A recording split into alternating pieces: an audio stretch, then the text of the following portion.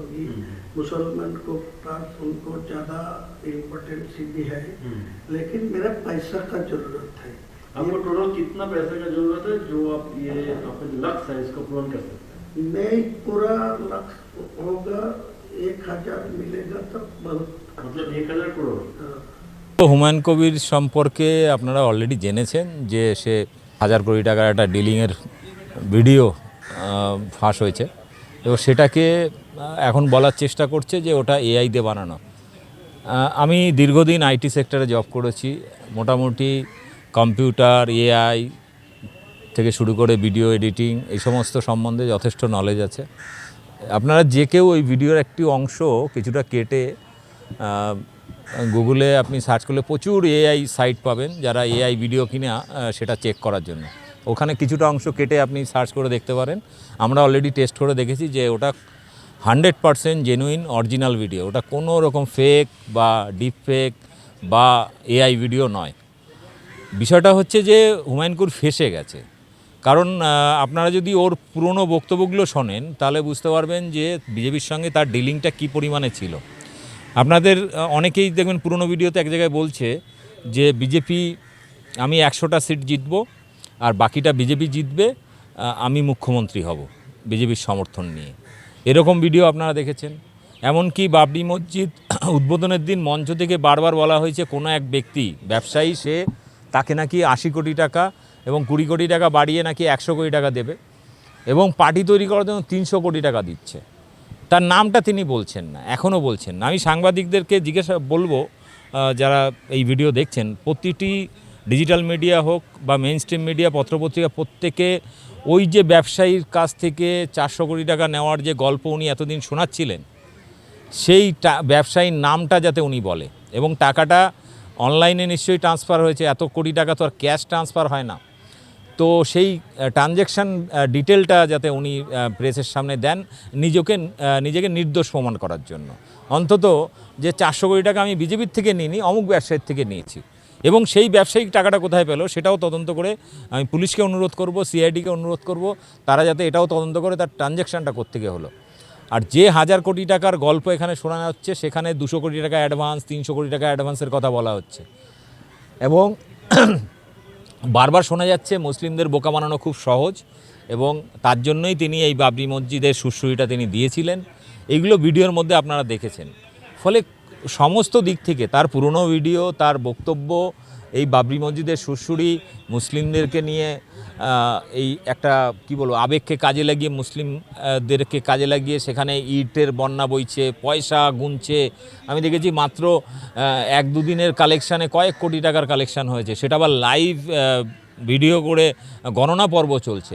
ফলে এরকম একটা পরিস্থিতির মধ্যে দাঁড়িয়ে ও নিজে থেকেই কিন্তু ধরা দিয়েছে এবং পুরো বিষয়টা কিন্তু পরিষ্কার হয়ে গেছে যে টাকার জন্য বিজেপির কাছে পুরো মুসলিম সমাজকে বা বাংলাকে, বলা যায় 2026-এ বিজেপিকে ক্ষমতায় আনার জন্য যা যা করা দরকার, সে মুসলিমদেরকে বিক্রি করে দেওয়া বিজেপির কাছে এক প্রকার বলা যায় যে 1000 কোটি টাকার বদলে বিনিময়ে সে মুসলিম সমাজকে বিক্রি করে দিয়েছে বিজেপির কাছে, বলা যায় বাংলাকে বিক্রি করে দিয়েছে। এটা আমরা যদি এই মুর্শিদাবাদের সেই মির্জাফরের গল্প শুনেছি, আমরা ইতিহাস পড়েছি, বলা যায় বর্তমানে সেই মির্জাফরে মনে হয় দ্বিতীয় জন্ম হয়েছে এই হুমায়ুন কবির। আমি এর নাম পাল্টে রেখেছি হনুমান কবির, এবং কারণ তার আচরণ কোনোটাই একটা মুসলিম সুলভ বা একজন ধার্মিক মুসলিমদের মধ্যে যে গুণগুলো থাকে সেগুলো তার নেই। সে ওপেনলি মদ খায়, সে নামাজ ঠিকঠাক পড়ে না।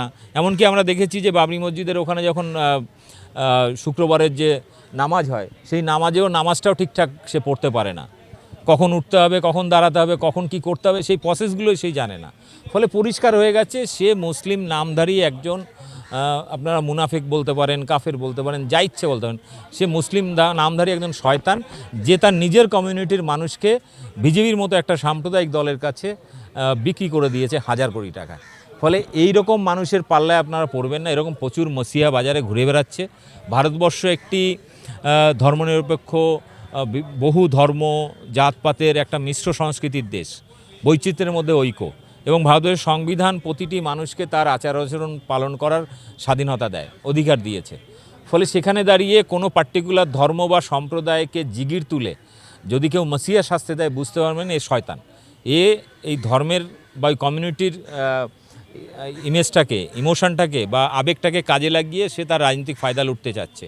কারণ ভারতবর্ষের মিশ্র সংস্কৃতির দেশে এখানে আলাদা করে এই কমিউনিটি বেস বা সম্প্রদায় ভিত্তিক রাজনীতি, এটা সেই সম্প্রদায়ের জন্য ক্ষতিকারক, দেশের জন্য, সংবিধানের জন্য ক্ষতিকারক।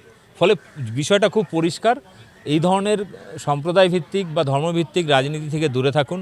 আমরা যে কারণে বিজেপিকে বিরোধিতা করি সেই কারণেও এদের বিরোধিতা করতে হবে। কারণ এই একটা গোষ্ঠীকে যদি একটা গোষ্ঠীর বিরুদ্ধে খেপিয়ে তোলা যায়, সেই গোষ্ঠীও যদি আবার সংঘবদ্ধ হয়, তাহলে এই গোষ্ঠী ভার্সেস গোষ্ঠী বা ধর্ম ভার্সেস ধর্ম যে লড়াইটা এরা লাগানোর চেষ্টা করছে, এটা কিন্তু একদম ওপেন হয়ে গেছে মানুষের সামনে। ফলে বাংলার মানুষকে অনুরোধ করব, বিজেপির মতো সাম্প্রদায়িক দলের কাছে সাথে যে ডিলটা হুমায়ুন কবির করেছিল সেটা যখন উলঙ্গ হয়ে গেছে, আগামী দিনে মুসলিম ভোট যাতে ভাগ না হয়। বাংলায় বিজেপি এলে প্রতিদিন সাম্প্রদায়িক দাঙ্গা, খুনোখুনি, আপনার আশপাশে বিহার বা অন্যান্য ইউপি বিভিন্ন জায়গায় দেখছেন, দিনে দুপুরে সেখানে মার্ডার হচ্ছে, দিনে দুপুরে সে মসজিদ বুলডোজার চলছে, মুসলিমরা প্রতিবাদ করলে তার বাড়িতে বুলডোজার চলছে। আপনারা যদি পশ্চিমবাংলায় বুলডোজার পলিটিক্স চান, আপনার মনে হতে পারে মমতার এটা খারাপ ওটা খারাপ, তৃণমূলের এটা খারাপ ওটা খারাপ, মনে হতেই পারে, সেটা আমারও মনে হয় অনেক কিছু খারাপ আছে, কিন্তু সেটা বিজেপি শাসিত রাজ্যের মতো অতটা খারাপ নয়। কারণ আপনারা যদি কেন্দ্র সরকারের রিপোর্ট দেখেন, বিভিন্ন রিপোর্টে আপনারা দেখে নেবেন পশ্চিমবাংলা অনেক কিছুতেই বিজেপি শাসিত রাজ্যের থেকে অনেক ভালো অবস্থায় রয়েছে। এবং আপনাদেরকে অনুরোধ করব, তৃণমূলের বিরুদ্ধে লড়াই করতে হবে, করুন, কিন্তু এবারে ভোটটা বিজেপিকে হারানোর জন্য তৃণমূলকেই দিতে হবে। কারণ আপনি যদি যে ভুলটা দিল্লির লোক করেছিল, দিল্লিতে আম আদমি পার্টি আর কংগ্রেসের জোট হয়নি বলে, আর দুটোই পাওয়ারফুল দল, ভোট ভাগাভাগির চক্করে সেখানে বিজেপি জেতার কথা নয়, সেখানেও দিল্লিতে বিজেপি ক্ষমতা এসছে। এবং এই ধরনের ভুল যাতে দিল্লির মানুষের বা বিহারের মানুষের ভুল যাতে বাংলার মানুষ না করে, এটা দেখতে হবে। এবং প্রত্যেকের কাছে অনুরোধ, এইবারে ভোটটায় বিজেপিকে রুখে দিন। আগামী দিনে আর এদের কোমর ভেঙে যাবে বিজেপির, আর উঠতে পারবে না। পরবর্তীকালে আপনারা কংগ্রেস, সিপিএম যে কোনো পার্টিকে আপনারা তুলে নিন, অসুবিধা নেই, কিন্তু এবারে ভোটটা বিজেপি বিরোধী ভোট হবে, বাংলা বাঙালিকে রক্ষার ভোট হবে। এবং হিন্দু মুসলিম সবাই মিলেমিশে পশ্চিমবাংলায় যেভাবে শান্তিপূর্ণভাবে আমরা বসবাস করি, এটাকে যদি বাঁচাতে হয়, এই বাংলার সংস্কৃতিকে সম্প্রীতিকে যদি বাঁচাতে হয়, আপনাকে বিজেপিকে আটকাতে গেলে তৃণমূল ছাড়া দ্বিতীয় কোনো বিকল্প দল নেই। আপনারা পরীক্ষা নিরীক্ষা করার মতো সময় নেই।